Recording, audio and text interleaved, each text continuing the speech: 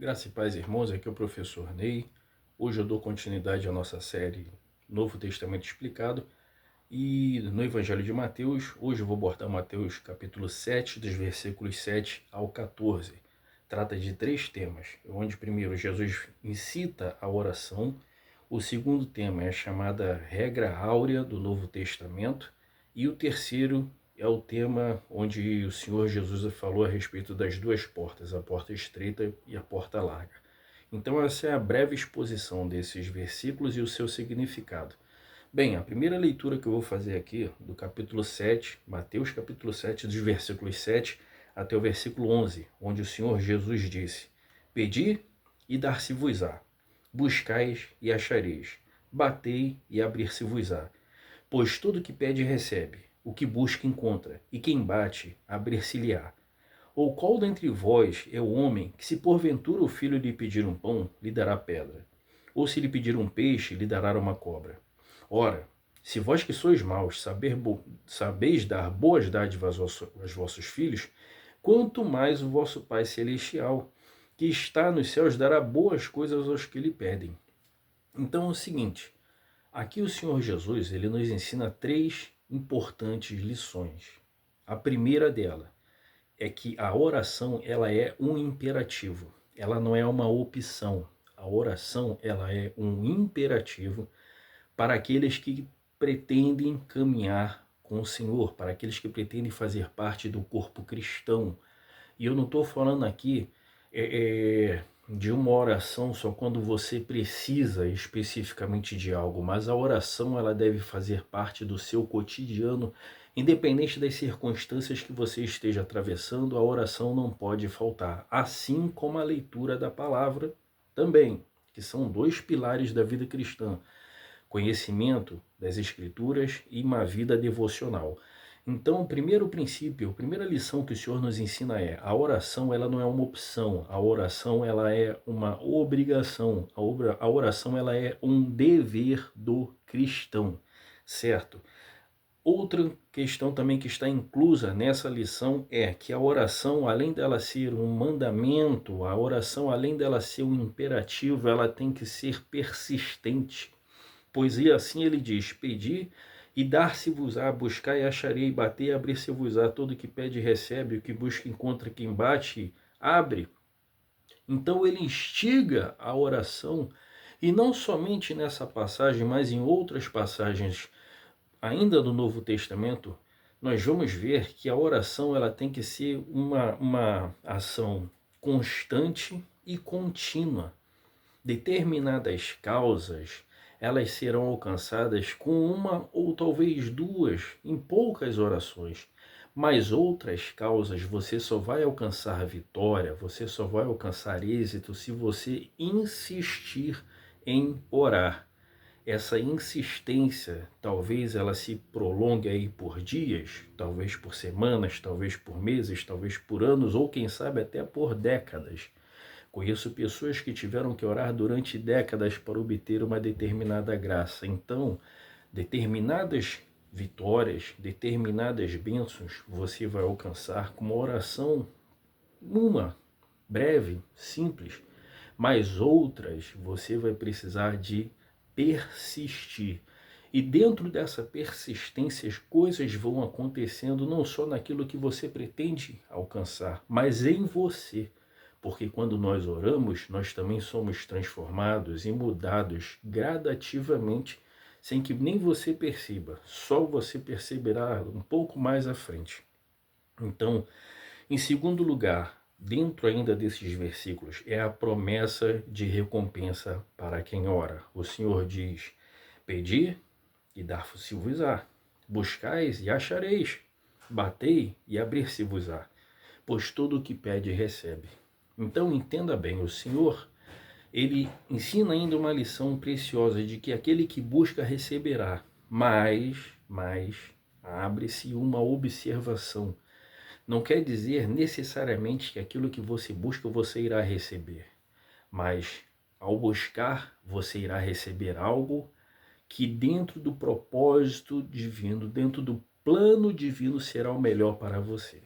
E às vezes, o melhor para você não é aquilo que você pede, mas é aquilo que Deus sabe que é o melhor. Então, quando o Senhor diz, pedi e dar-se-vos-á, buscais e achareis, batei e abrir-se-vos-á, não significa necessariamente que aquilo que você pede você receberá, mas você receberá algo. E esse algo é aquilo que Deus sabe que você precisa.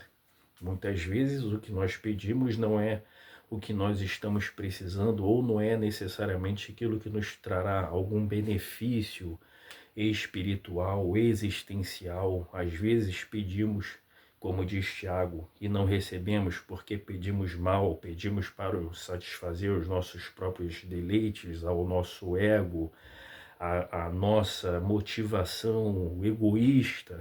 Então Tiago complementa isso dizendo, pedis e não recebeis porque pedis mal. Então o Senhor Jesus, ele promete, quem pede, recebe. Mas não quer dizer que você vai receber aquilo que você está querendo. Você receberá algo, mas aquilo que Deus sabe que é necessário. Terceira lição que o Senhor nos ensina é a respeito da generosidade de quem atende. Ao dizer o seguinte, ora, qual é o pai que o filho, ao lhe pedir um peixe, lhe dará uma cobra? E aí o Senhor fala, se vocês que sois maus, se vocês que sois pecadores e são maus, sabem dar boas coisas aos vossos filhos, quanto mais o Pai Celestial dará boas coisas àquele que vos pedem. Então, boas coisas, diferente do que andam falando por aí, boas coisas não é você se deleitar em riquezas materiais para satisfazer o seu ego, não é necessariamente isso, mas dar boas coisas significa que Deus vai dar a você aquilo que você precisa para se tornar um ser humano melhor e um cristão exemplar, certo? E Deus jamais te daria algo. As quantas orações nós já fizemos, se eu não me engano, acho que até tem uma frase até de C.S. Lewis, se eu não me engano, onde ele fala algo a respeito disso, né, onde ele agradece porque muitas das orações que ele fez não foram atendidas como ele desejava. Então, quando Deus não atende uma oração como você espera, não é porque Deus seja mau, a essência de Deus é boa, mas é porque aquilo que você estava te pedindo de alguma forma ia te causar algum dano, algum tipo de prejuízo, e Deus não atendeu você. Então o Senhor Jesus fala, se vocês pecadores são maus, mas dão coisas boas para os vossos filhos, quanto mais Deus. Saindo desse tópico, indo para o tópico segundo, versículos 12, o Senhor diz, tudo quanto vós quereis que os homens vos façam, assim fazei vós também a eles, porque esta lei e os profetas. Essa aqui é conhecido como a regra áurea do Novo Testamento. Existe o texto áureo, certo? O texto áureo é João 3,16, porque Deus amou o mundo de tal maneira que deu seu Filho unigênito, para que todo aquele que nele crê não pereça, mas tenha vida eterna. Aquele é o texto áureo do Novo Testamento. Esta aqui é a regra áurea do Novo Testamento, onde o Senhor diz, tudo que vós quereis que os homens vos façam, fazei vós primeiro.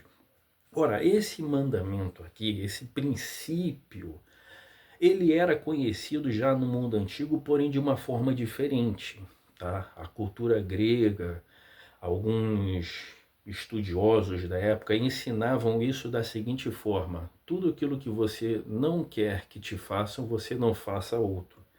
Então eles inseriram o não no meio, né? Tudo que vocês não querem que te façam, vocês também não façam para o seu próximo.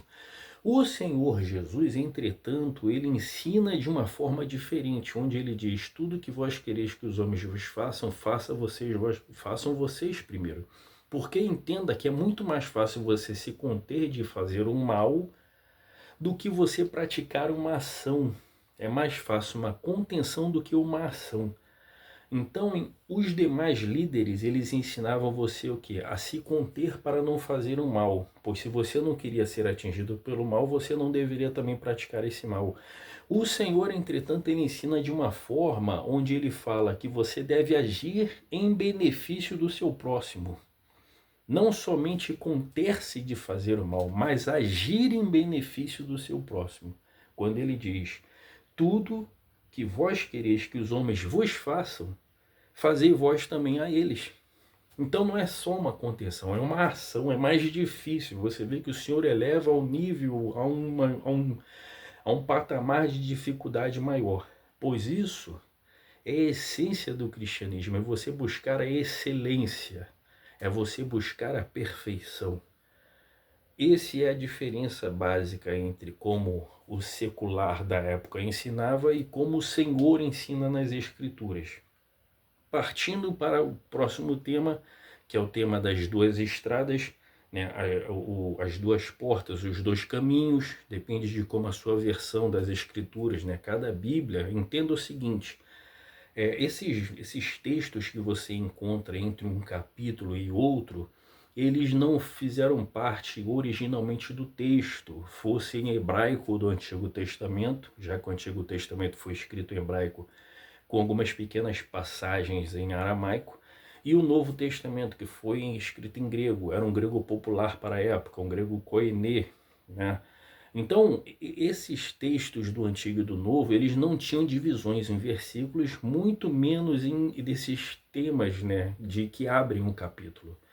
Esses temas de capítulos e versículos, eles foram colocados posteriormente para poder facilitar o manuseio. Então, às vezes, numa determinada Bíblia, você vai ver uma passagem com um tema e em outra Bíblia você talvez veja com outro tema. Não há contradições, mas somente foi uma forma de sinalizar aquela passagem para o manuseio, entendeu? Então, as duas estradas, versículo 13 está escrito assim, ó, versículo 13 e 14 diz: Entrai pela porta estreita, larga é a porta e espaçoso o caminho que conduz para a perdição, e são muitos os que entram por ela.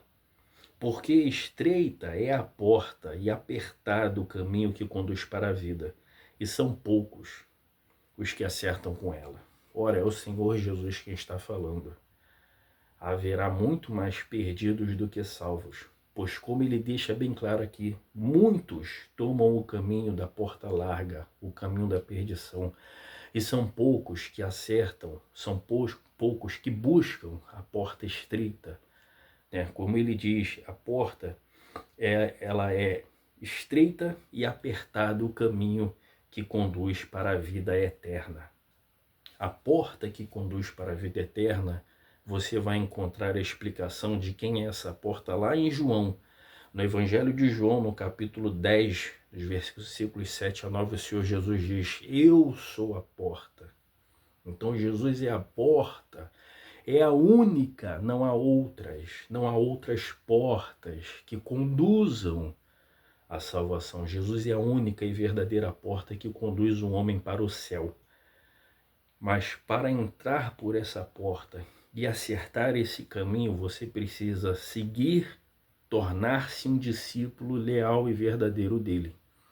E ao tornar-se um discípulo verdadeiro e leal dele, você terá que abrir mão de muitas coisas para se tornar um discípulo verdadeiro. Então a porta larga, onde a maior parte está tomando, é a vida das facilidades, é a vida dos deleites, é a vida do pecado, é a vida da satisfação, que é basicamente o que o mundo te oferece, né? Você vai encontrar princípios como faça o que te faz feliz, né? Princípios como faça o que tu queres, pois é o princípio da existência, é o princípio da lei, sabe? Você vai encontrar orientações vindas do mundo para que você siga o seu coração, para que você seja feliz, porque esse é o valor, é a recompensa da vida. Entretanto, esses conselhos têm levado diariamente pessoas à perdição eterna. O caminho para a salvação é único, a porta para a salvação é única, e essa porta é Jesus Cristo. É Jesus, é o único caminho que liga o homem, que leva o homem para o céu. E para tomar esse caminho, você precisa renunciar ao caminho da perdição, conhecer o caminho estreito, o caminho da salvação, e trilhar esse caminho até o dia de você se encontrar com Jesus. Aí sim você terá a salvação. E como o Senhor disse, a maior parte, infelizmente, não acerta a porta estreita. a maior parte está seguindo a porta, o caminho da perdição. Então, cuide da sua alma para que você esteja no caminho certo, para que você abra a porta certa. Por hoje é só. Se Deus permitir, eu volto em outra ocasião com os restantes desse capítulo e das demais passagens.